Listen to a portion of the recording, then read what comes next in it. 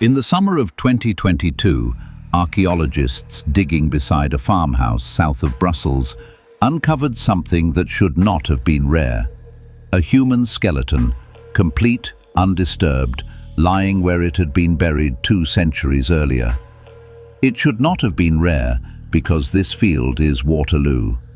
On the 18th of June, 1815, somewhere between 10 and 20,000 men were killed here in a single day, along with perhaps 10,000 horses. And yet that skeleton was only the second complete body archaeology has ever recovered from this battlefield. Not the second that year, the second ever. 2 bodies from as many as 20,000 dead. Stand on the ridge today and you see beet fields, a motorway, a museum. What you will not find is a war grave. Because the dead of Waterloo did not simply decay into the soil, the evidence, court records, customs tables, factory ledgers, points somewhere else. It points to men with shovels who came back 19 years after the battle. And it ends in the last place you would ever think to look, the sugar on Europe's breakfast tables. Begin with the arithmetic of the dead, because at Waterloo, even that is a crime scene with missing files. Wellington's own returns listed some 3,500 of his men killed outright. The Prussians recorded roughly 1,200 more. But the French army broke apart that evening, and the French kept no count anyone trusts. Modern researchers put the total killed that day somewhere between 10 and 20,000 men. Tens of thousands more were wounded, and nobody ever tallied how many of those died in the weeks that followed. One visitor who walked the field the next summer called it a vast sepulchre of 20,000 men. That was a guess. Everything about the dead of Waterloo is a guess, except this. On the morning of June the 19th, they were all still there, a carpet of bodies across 3 square miles of Belgian farmland. The battle had taken 1 day. Making its dead disappear would take half a century.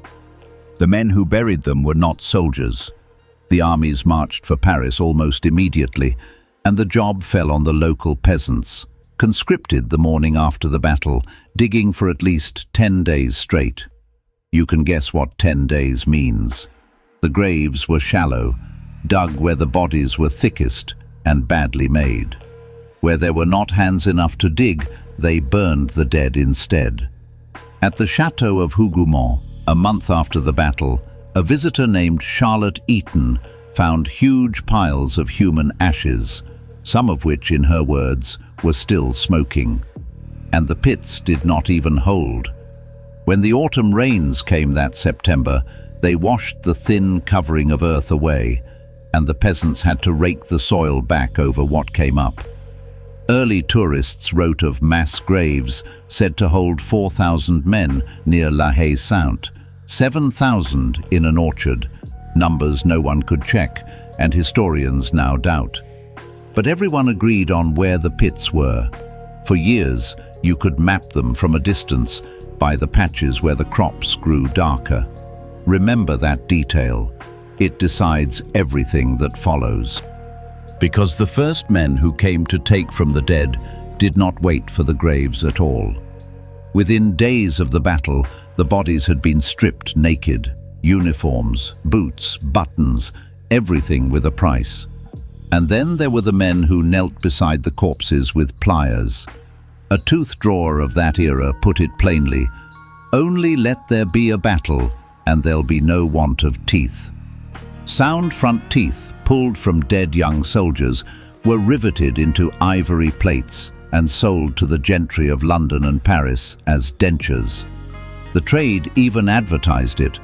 Waterloo teeth was a selling point. It promised your new smile came from a healthy young man cut down in battle, not from a churchyard. A dead soldier's smile was a luxury product. The name became a brand that outlived its own battlefield. Dealers were still selling Waterloo teeth decades later, by then stocked from Crimea and the American Civil War. Not a single surviving denture can be proved to hold a tooth from Waterloo itself.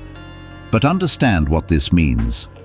Within 1 week of the battle, the dead of Waterloo had entered the European economy. The teeth were the shallow end.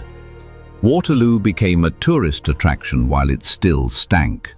Sir Walter Scott arrived 7 weeks after the battle and could smell the burial pits at La Haye-Sainte.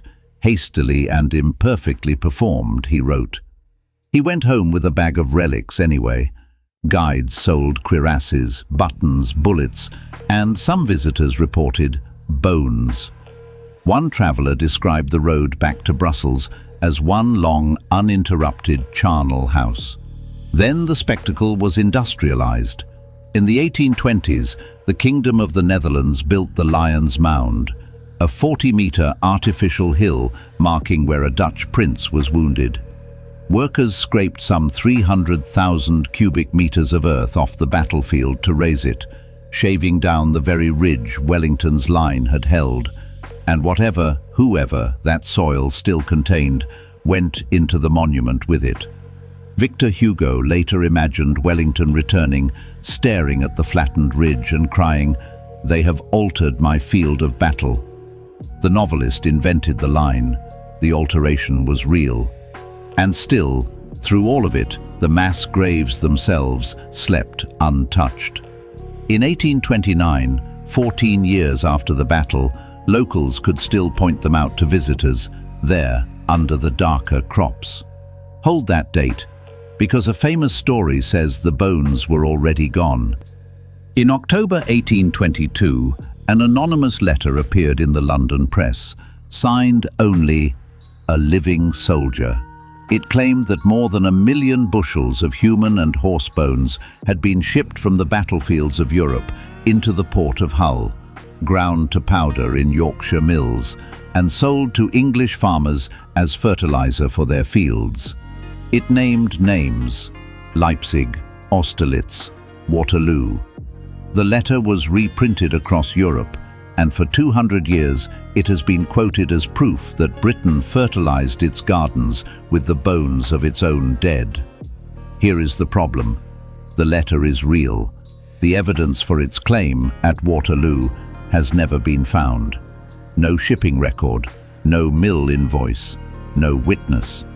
And the modern researchers who spent years in the archives trying to prove the bone trade, the very historians whose case you are about to hear, are the ones who established that the graves at Waterloo were still largely intact as late as 1829. Bone diggers were real elsewhere. Battlefields near Leipzig were being emptied openly, but Waterloo's dead were still in the ground when that letter went to print. The famous story is the wrong story. What actually emptied these graves came later. It came from next door, and it was sweeter. To understand what happened next, you need to know one industrial secret. For most of the 19th century, the thing that made white sugar white was burned bone. Charred, granulated bone, the trade called it spodium, filtered the dark syrup of the sugar beet into something clean and white and saleable. And the appetite was enormous. A Belgian member of parliament put it on the record. A single refinery could consume 1 million kilograms of bone in a year. Now watch the dates. In March 1834, Belgium lifted its ban on exporting bone. That same year, the plain of Waterloo itself converted to sugar beet, and a refinery rose within sight of the battlefield, under 5 kilometers from the graves, with a second factory and independent bone kilns nearby. Then the customs tables. Belgian bone exports to France, 1832, 0. 1834, 350,000 kilograms. 1835, 2 million. 1836, 3 million. In the same years, the price of bone roughly septupled. The Waterloo refinery's own surviving accounts list a bone furnace on site and 19 tons of bone char in stock. None of those ledgers say whose bones. Cattle bone fed the trade too. A furnace does not file the difference. On paper, it could all be innocent. Except that the people who lived beside the graves started reporting exactly what it looked like. April 1834. 1 month after the export ban fell. The mayor of Braine-l'Alleud, the commune holding some of the largest mass graves, writes to the investigating judge at Nivelles.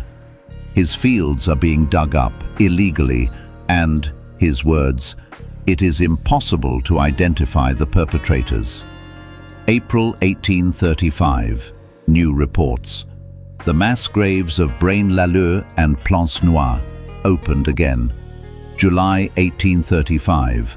A mayoral proclamation read out and posted, threatening the bone diggers with prison under Article 360 of the Penal Code, the article on violation of graves. Follow what that means. The authorities knew. They wrote it down. They invoked the law protecting the dead. And they never arrested a single person. The digging simply continued. Around 1840, a visiting German geologist recorded open pits near La Haye-Sainte and merchants in Brussels openly trading in what they called Waterloo bones. In 1858, a French doctor wrote down where they went. The bones, he said, went to clarify the beet sugar of Belgium. By 1846, a military journal observed that most of the graves of Waterloo could no longer be seen at all. And the story never left the villages. In 1942, a German soldier stationed at Plancenoit recorded what the locals told him, that the English and French dead had been dug up and sold to the spodumene factories.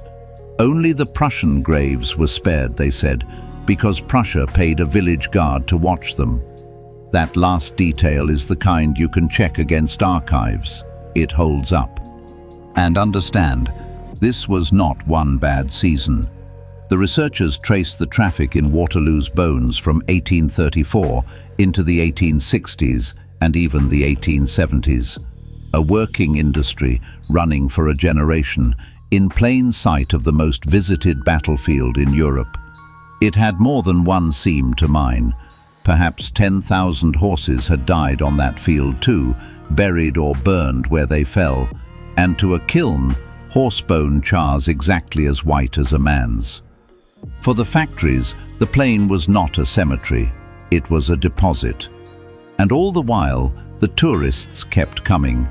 Guidebooks in hand, they walked the paths between the fields, bought their relics, climbed the mound, while somewhere behind the hedgerows, the carts were loading. Nobody recorded the diggers' names, nobody photographed the pits. The whole trade survives only in its edges. A mayor's complaint, a customs column, a merchant's inventory, the price of bone. If the witnesses told it true, then by the time the last cart rolled away, the plain of Waterloo had been picked clean twice over, once of its metal and once of its bone. So what did 2 centuries leave behind? In 2012, workmen digging a car park 500 meters from the Lion's Mound hit a skeleton. A young man, slight, in his early 20s, still holding the shape of his death. A musket ball lodged in the ribs, 28 coins, and a scrap of wood stamped with initials and the year 1792. Researchers built a case that he was plausibly, but unprovably, a young Hanoverian soldier named Friedrich Brandt. Officially, he has no name. For 10 years he was the only complete body the battlefield had ever given back. Then came the farm at Mont Saint-Jean, Wellington's field hospital, where thousands were treated and hundreds of arms and legs came off. In the orchard, archaeologists found amputated limbs bearing the surgeon's saw marks, around 15 of them, buried alongside slaughtered horses behind a wall of ammunition boxes. And in 2022, in that same trench, the second complete skeleton. A pit the bone diggers never found because it did not look like a grave. The strangest find came last. After a lecture in 2022, An elderly Belgian approached the researchers with a sentence historians do not hear twice. "I have Prussians in my attic." 2 private collections, bones gathered by locals decades ago near Plancenoit and the Mound, the remains of perhaps 10 more human beings. It was the largest gathering of Waterloo's dead in 200 years. It fit in boxes. Think about what that attic means. For nearly 2 centuries, there was no place for the dead of Waterloo to go. No War Graves Commission existed in 1815, no repatriation, no registry. When a farmer's plough turned up a femur, there was no one to call. So the bones went into barns, into cupboards, into boxes under the eaves, and waited for someone to care. The remains that surfaced in 2022 and 2023 from perhaps 10 human beings gathered decades ago near Plancenoit and the Mound went to the laboratory at last, examined, sampled, catalogued by the same researchers who had spent years chasing the paper trail of the bone trade. Their nationalities are presumed, not proven. Their names are gone beyond recovery. The plan is analysis, and then, finally, a proper burial. A formal grave, 200 years late, for men whose first grave was sold. As of this year, they are still waiting. Here is where the case stands. No document has ever tied one soldier's bones to one furnace door. The researchers who assembled this evidence say so themselves. The concrete, final proof remains to be found, and other forces worked on these graves too. 2 centuries of deep ploughing, acid soil, the Mound's 300,000 cubic meters. But the paper trail is real. The prices, the customs tables, the factory beside the field, the mayor's reports, the witnesses, the village memory with its checkable details, all of it converges on one conclusion. And it is the leading explanation historians now have, that the dead of Waterloo were dug out of their graves, burned in kilns, and passed through the sugar refineries of Belgium into the cups of the very generation that mourned them. If that is right, then somewhere in the polite drawing rooms of the 1840s, Europe took its fallen soldiers with its coffee. No one was ever arrested for it, no factory was ever named, and the field keeps what little it managed to hide. 1 young man with a musket ball in his ribs, and 1 skeleton in a pit the diggers mistook for rubbish. 2 bodies out of 20,000.